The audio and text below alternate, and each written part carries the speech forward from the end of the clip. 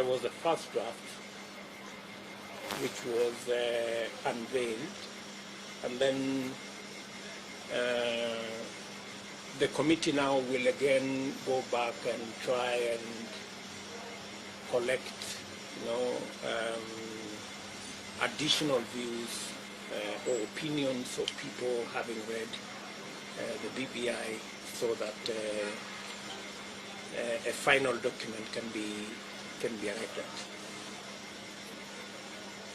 I think to a good extent,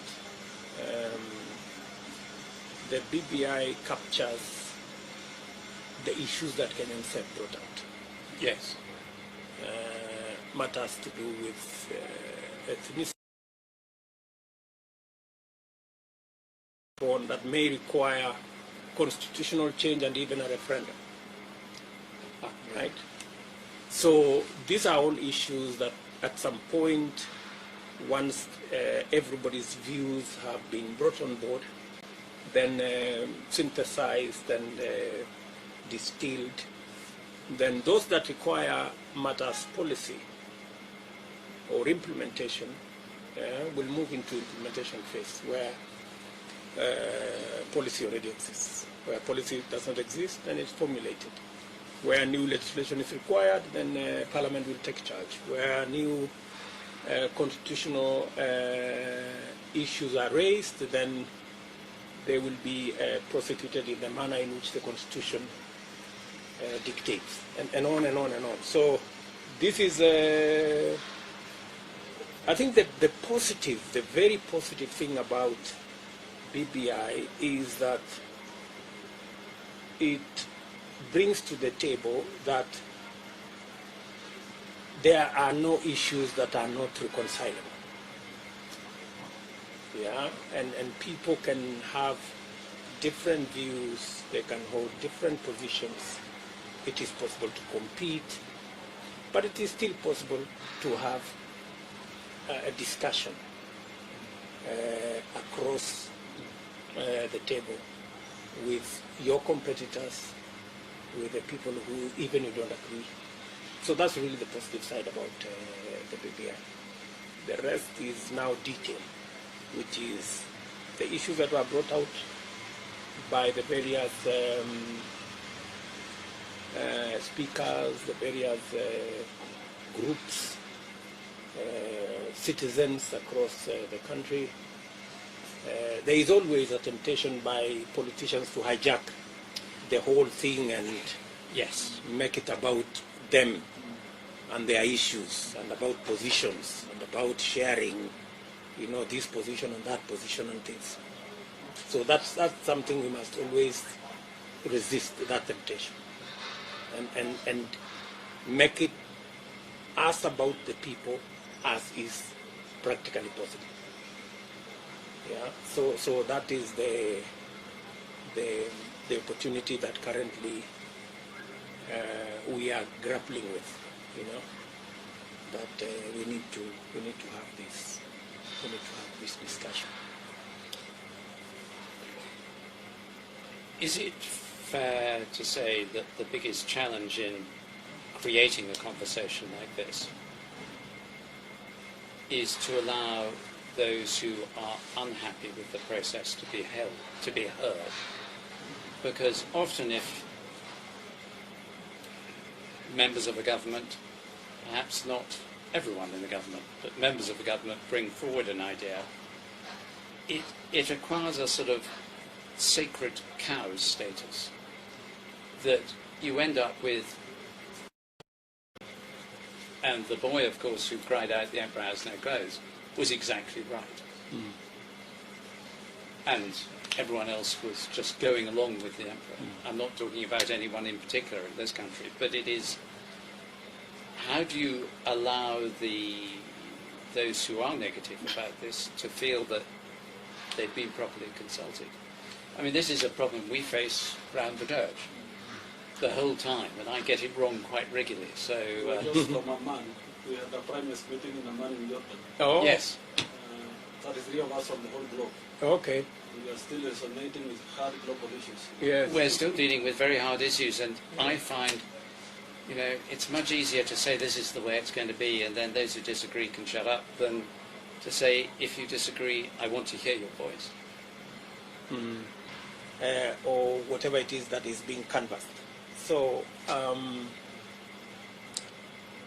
that's where sometimes we drop the ball, so to speak. If you cannot accommodate alternative views, or if somebody who has a contrary view is made to look like they are wrong, or made to look like they are against, Yes. yeah, then you end up with a very poor outcome. A totality of the viewpoints that are available, right? And I strongly believe that a bit of accommodation of alternative views or viewpoints, and having a process that is all-inclusive, and also having a process that is people-centered, not politicians-centered, will get us where we want to go. Because politicians are very selfish beings, me being one of them, are very selfish human beings. They want to push their viewpoint. They want to carry the day. And that's something that in a process like this, we must step back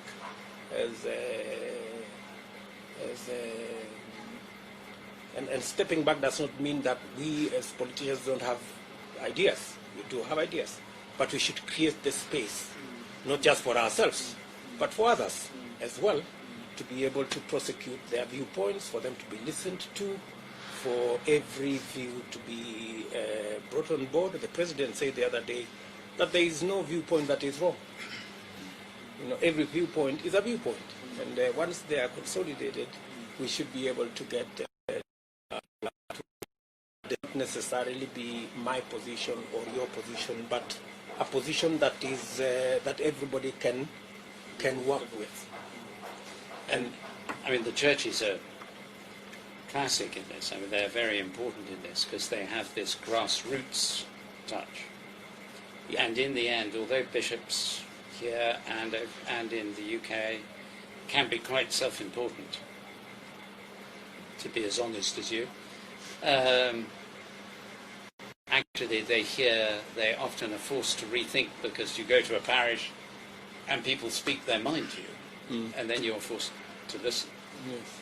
And I think what you're saying is very insightful, very important, Your Excellency, because for instance, in our Brexit discussion, both sides adopted the idea that you're either for us or you're against us. And so when someone like me said, we need to bear in mind the poor and the marginalised, one side or the other would say, he's against us. You know, he's an arch Remainer. I hadn't said I was a Remainer, I just said we just have to bear in mind the interests of the poor and marginalised. Correct. But I hadn't said, you know, come what may, come hell or high water, we're going to exit the European Union, therefore I wasn't good enough. So that's exactly the point you're making, and that was very dangerous. But sorry, Actually, I've already thrown a question myself that let's not use the BBI as a way of mobilizing for political expediency at the expense of the discussion of what was brought as affecting Kenyans. So that Kenyans have an opportunity to I saw your statement. Yes, because what I was thinking is if it is taken now and become a political rallies document, then we lose it.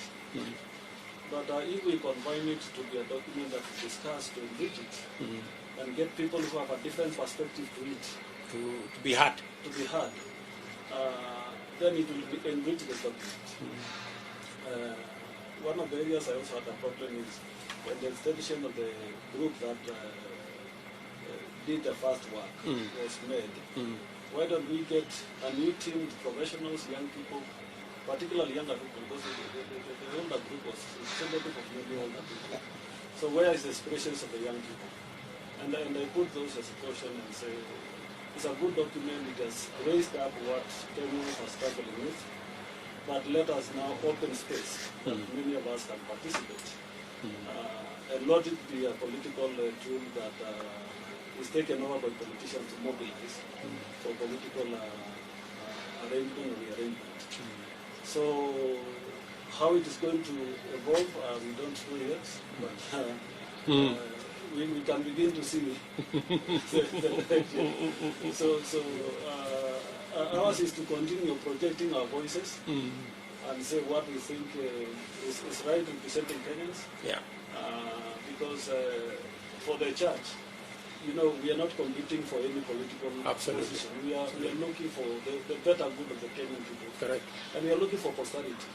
You know, politicians can have a few of 5 years or 10 years at most, but we want to look at 20 years to come, 30 years to come. How will Kenya look like? 50 years to come. I was thinking when you were talking about your younger daughter, who's still at school, in this country, in all probability, will be alive very late into the 21st century, possibly even the 22nd century, who knows, that she will be living in a world which has huge advances in biotechnology and information technology. But where will she be living? I was very struck in the document by its talk of intergenerational equity. One of our great political philosophers of the 18th century, Edward Burke, in his essay on the French Revolution, says, he was writing against Rousseau and the social contract. He said the real social contract before, thus the traditions, the culture, what you've learned, those who are alive today and those who are yet to be born. And I just think on the issues around, for instance, climate, as Christians we come with a sense that we are the stewards of God's creation, that is core to our understanding of who we are. But we also have to think we are the trustees for people like your daughter, people like my grandchildren. The next generation. And the one after that, who otherwise may find themselves in a world where the difference between rich and poor countries is far greater, where large parts of the world are nearly uninhabitable, mass movements of people, a really sort of dystopian nightmare scenario. And I think this generation of politicians, of political leaders, of leaders of nations, of church leaders, have a responsibility that is extraordinary for the future. And I know that most politicians have a sense of that, but you also have this horizon of regular elections, which is quite complicated. I agree with you, Archbishop.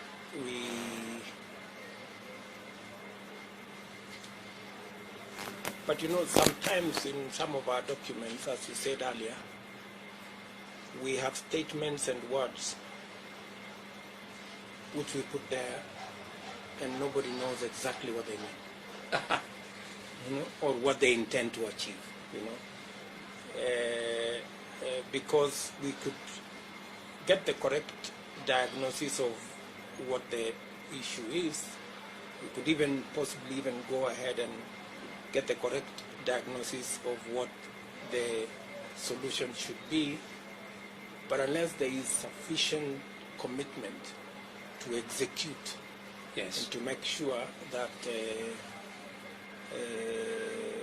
where we are going or whatever has been agreed becomes the next reality,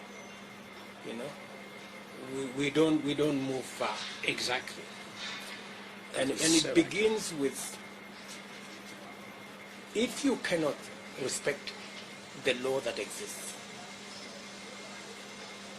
it becomes very difficult to persuade anybody that whatever law is made, in whatever manner, there is any chance that it can be respected. I mean, I think we really begin there first, and that's why, even if you look at the BBI document, a huge portion of that document doesn't need any new legislation. The legislation exists. Yes, It just requires the commitment and the change of mindset for people to respect the law that exists. That's really where it boils down to. And you know, the problem with politics, much as we may know that what we are doing is not right, you know, because if you organize a rally, it's difficult to collect views in a rally. Yes, I mean, sincerely. It's impossible. You know, it's difficult. You know, it is quite difficult to collect views in a rally. But you organize a rally. You talk all manner of things, insult this way, make noise that way, and then you come up with a document that this is the product of the rally. You know, which is. But you see, it is something that you know, with politicians, they say the end justifies the means. So it creates a conundrum, you know, that nobody knows where this is beginning, where it's going to end. But let me give you some confidence. Kenya is a very interesting place. I agree with that. Things may look so bad, but when the time comes, we will style up and do the right thing. So that's my confidence, that this could, you know, continue the way it's continuing, but I am very confident that finally we will arrive at a destination that everybody will be comfortable with. We will endeavor, at least as Deputy President, I will do my bit to make sure that we do not create unnecessary disagreement. We do not generate too much noise unnecessarily, and we eliminate the drama and the cinema around this whole thing, and try and distill the issues that will ultimately end up in law or in a constitutional change, and we follow it up and make sure that it becomes the next reality of our nation. So we will strive to do that, you know, because you may not understand the dynamics of our country. No, I'm sure I don't. You know, many people, for example, expected that, oh, William Ruto may actually not support the BBI. That was the general vibe around. But looking at the BBI, you may not agree with the document 100%. Right. You know, even in an exam, for you to pass an exam, you don't have to get 100 out of 100. No, you don't. And I never did. So when we agreed with the whole document, to some people it became like an anticlimax. Oh, we expected William Ruto to be on the other side so that we can have two camps. And we can have a headline. And we can have a headline, and we can have a contest, you know, and we can use this for politics into the future. So, with the benefit of experience, I'm not as old as you, but I have You also, have more experience. but I've been around. You've been around. I've been fortunate to be. You've more experience than I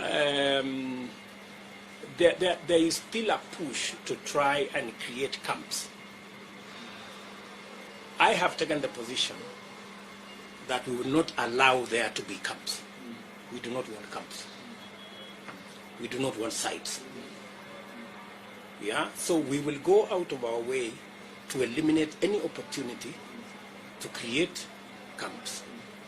Because once you have camps, you lose the issue. Yeah, there is no more discussion. It is us versus them. Once we end up in us versus them, we have lost, we've dropped the ball. You really have. Yes, as we have done. Yes. We'll drop the ball. And it So happens in many we countries. must avoid that situation by all means.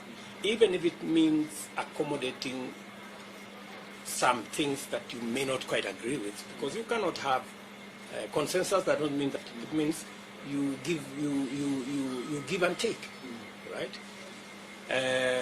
So we took that position. Also,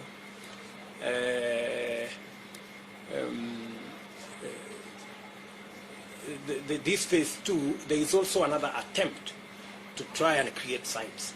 I want to promise you that there will be no sites. We will go out of our way to make sure there are no sites, because the sites are not necessary. And the people pushing for the for us to try and have sites are people who are not honest about this process, and we will not give them the chance to create camps within us. We must continue to focus on the issues. We all have a problem. We all don't have a problem with BBI, as was released in Bomas. We all agree that if there is need, we can agree on an implementation matrix. If there is need to enrich it, yeah, we can all enrich it together by listening to one another. And then if there is need to change some law to facilitate the agreement, let's change the law. If there is need to change the constitution, let's change the constitution. If there is need for a referendum, let's have a referendum, and let us proceed as a nation. And ultimately, we are not going to agree on a monarchy like you guys. We will agree on a democracy where people... I think we've got a democracy. I think the Queen would feel quite affronted. No, the point I wanted to make, but I lost it. The point I wanted to make is you people don't have the opportunity to change the head of state. Yes, to change the head of state. Yeah. I know.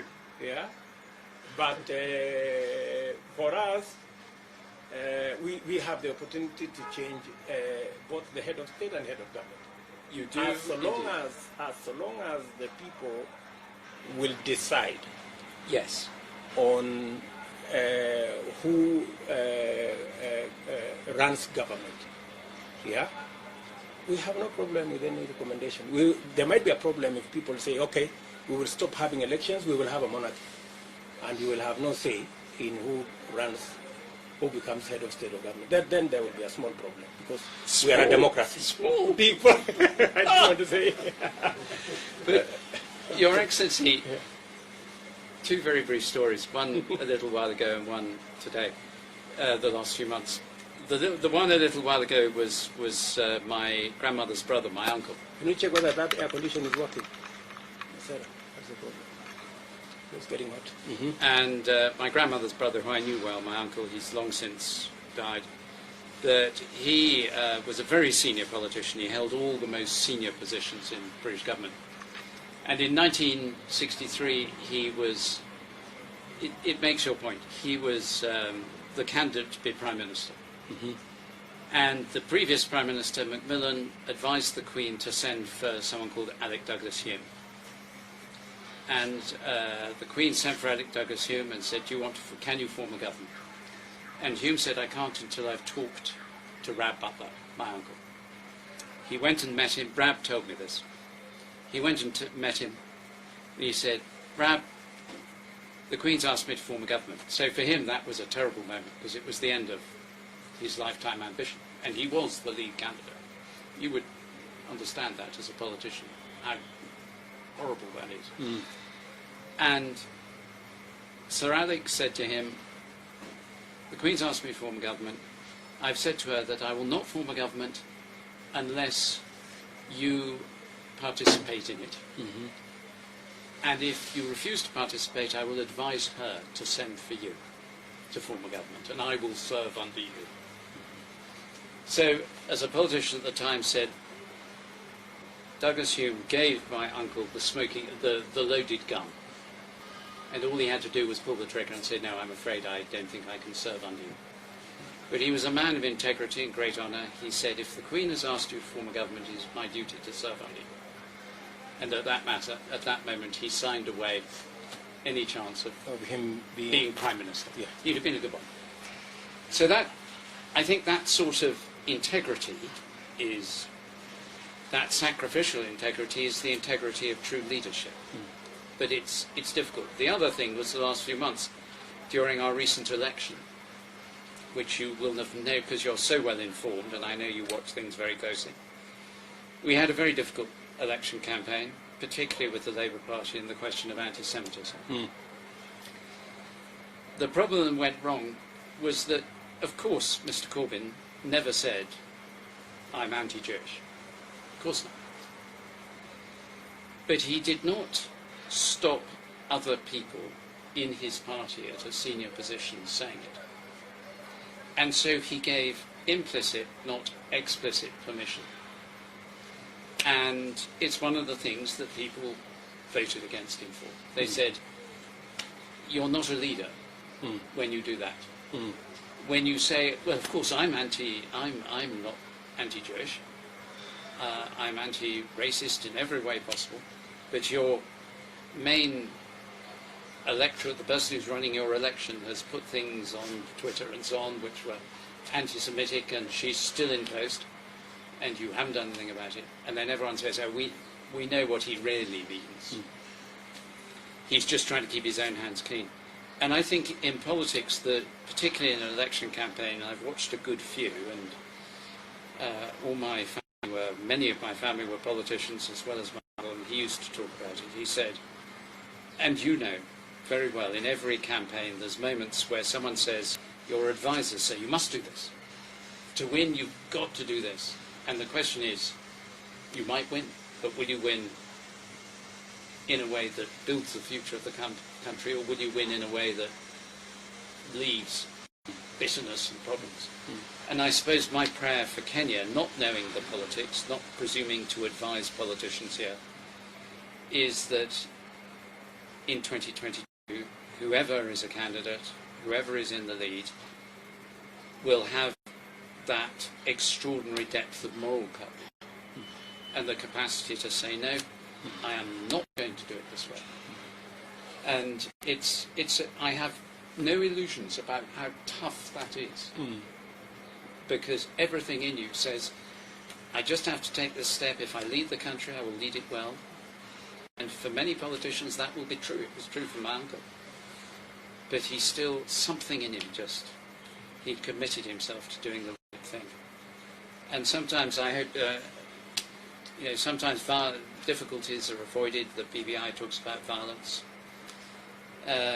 Difficulties are avoided by people saying, this is how I'm going to conduct my campaign. Say in public something that you don't really want to say. And I've seen politicians do that. In order to make it impossible for them to do the wrong thing, they sort of reinforce their own moral decision, as it were, by having committed publicly. But I have the greatest challenge in my role, and I think in most clergy roles, is to move from unconscious ignorance to conscious ignorance. After I left Kenya in 1974, I'm sure I thought I understood Kenya very well. What I know with 46 years' experience is I don't understand Kenya at all. I'm now consciously ignorant. So, and we are, I come from a country that, with terrible error, was an empire. We have no right to lecture anyone.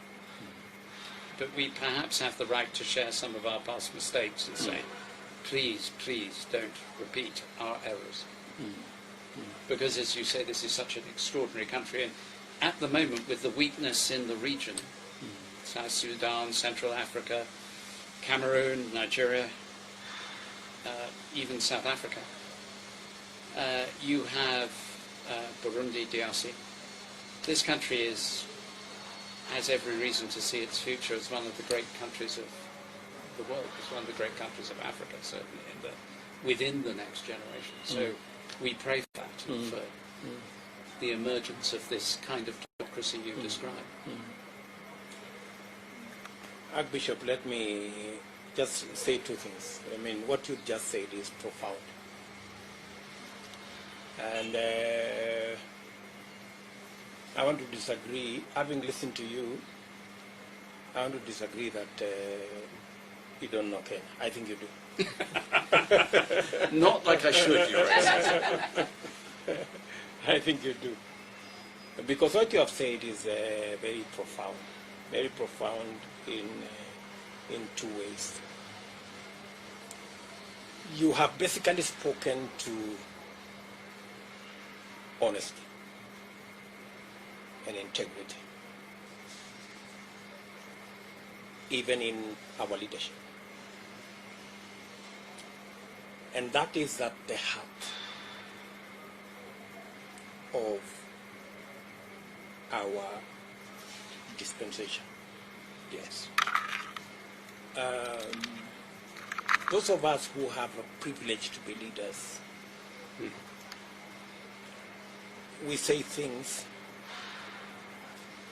that we either don't mean, Yes. yeah, or we say things that we cannot keep, right? Part of the big challenge we have is political deceit and dishonesty. Exactly. Actually, conmanship. That's really the heart of this problem. It is. Yeah. It certainly is. And once, you know, basically we don't sell potatoes, we're not butchers, we don't sell meat. It's trust. It's your word. When you say something, that's all. You know, people want to hold you to it. You know, that's the trade of us, you know. And if your word means nothing, yeah, then you have nothing. Then you are empty. Yeah. Yeah. The merchandise that you are supposed to be selling, you don't have. Yeah, Bishop. That's really what you have said. And the one other thing I want to tell you, and this is from now me as a leader in this country and speaking to you as a leader of the church, I have taken the public position, and it is even in newspapers, that I will have nothing to do with the next election if violence is going to be part of the metrics. I have taken that position. I will not be party to anything that will cause people to lose life or property to be destroyed because we are seeking for positions. I have taken that, and that's my public position. Because it's not worth it. Yeah, it's not that much, you know, for people to lose their lives because you must get somewhere. You know, that's really something that we must exit from our political equation. And that's really my very firm belief that whatever it is that we do, we will compete. There will be a leader, right? There will be a leader, and the country will move on. Right? That's really what it should be, irrespective of who that leader is. Yeah, irrespective of who that leader is. But we must not, and I will do everything within my ability to make sure that our politics does not go back to where we've come from, the politics of ethnicity and hate. I will go out of my way to make sure that we don't go that direction, right? And I wish every leader could commit themselves in that direction so that the outcome of an election becomes the outcome of an election. It doesn't become a life and death issue, right? I'm sure So, that's right. Even this, that's why this process, whatever it is that we're doing, we must accommodate. We must accommodate one another. We must accommodate even the things you may not necessarily agree with 100%. That's the nature of give and take. Yeah. So really, we will continue to do that, and you can help things out through prayer. We will do so. And I'm confident that these good people, I'm sure they've done it before. We are sure that they can do it again. And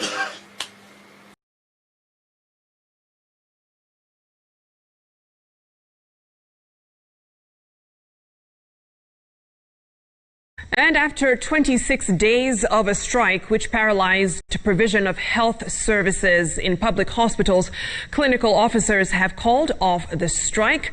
All this after signing a new return to work agreement with the Ministry of Health and the Ministry of Labor, as well as the Council of Governors. Making the announcement alongside Health Cabinet Secretary Mutahi Kagwe, Secretary General George Gibore said though all their issues were yet to be resolved, the government had shown commitment to resolving the contentious ones. A doctor cannot work without nurses and without the other team, and vice versa. Therefore, it's a one seamless team. And therefore, I just want to make it clear that we want to have a happy working team. There are a number of issues that we have agreed. We will continue having meetings with the CS thereafter so that we can be able to resolve them within the agreed time frame. So to our members, we have come to this end. We want to ask you that we continue offering service as from the time that we have actually asked you to go back to work, and all the issues we can assure you that it will be addressed as the commitment has been given to us by the state through the CS, and we want to assure you that we will fully cooperate and we will fully work together.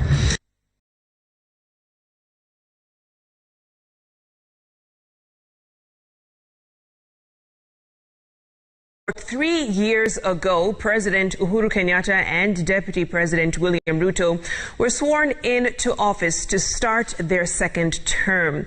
At the time, the country was so polarized along political lines.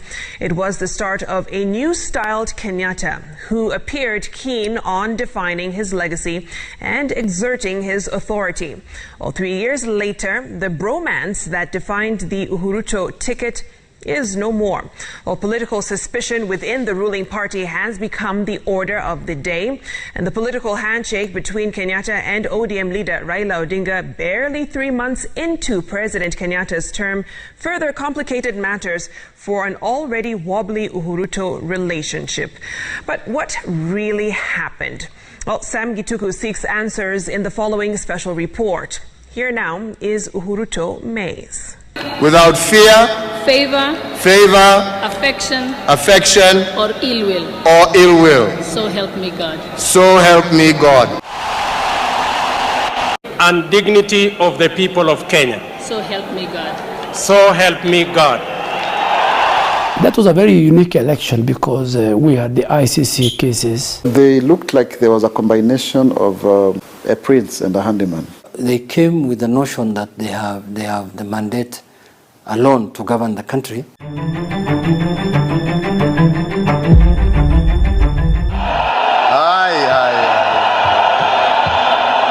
Sworn in on 9th of April 2013, the dynamic duo Uhuru Kenyatta and William Ruto had defied the international constraints and local obstacles to become the youngest pair to ever lead the country.